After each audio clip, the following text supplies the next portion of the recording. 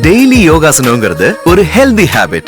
அழகாகவும் இளமையாகவும் சும்மா பிளெக்சிபிலிட்டியோடையும் இருக்கலாம். சுண்டனா ரத்தம் தெறிக்கணும், இம்யூனிட்டி பவர் ஸ்ட்ராங்கா இருக்கணும். பிராணாயாமம் பிரீதிங் எக்ஸசைஸ் பண்ணும்போது லங்ஸ்குள்ள நிறைய ஆக்சிஜன் போகுது, ஆட்டோமேட்டிக்கா இம்யூனிட்டி பவர் அதிகமாகுது. நாம எந்த விதமான உடற்பயிற்சி செய்தாலும் இம்யூனிட்டி பவர்க்கும் மன அமைதிக்கும் ஒரே வழி பிராணாயாமம் தான். இந்த நோய் எதிர்ப்பு சக்தி தான் வெளியிலிருந்து நம்மள தாக்க வர எந்த விதமான கொடிய வைரஸ் கிருமிகளையும் சும்மா அடிச்சு நொறுக்கி விரட்டுது. எந்த விதமான கொடிய வைரஸை விட ஆபத்தானது அத பத்தின பயம். தியானம் செய்யறதுனால மன இறுக்கம் விலகுது, பயம் ஓடி போயிடுது, எந்த நோயும் நெருங்குறதில்ல. ஆசனங்கள், பிராணாயாமம், தியானம் இவையே பேரிடர் காலத்தில் சோதனை கடக்கும் சூட்சுமம். எளிமையான விஞ்ஞானபூர்வமான வேதாத்ரி ஸ்கை யோகாவை கற்றுக்கொள்ளுங்கள். மேலும் விவரங்களுக்கு அருகிலுள்ள மனவளக்கலை மன்றங்கள் மற்றும் அறிவு திருக்கோயில்களை அணுகவும்.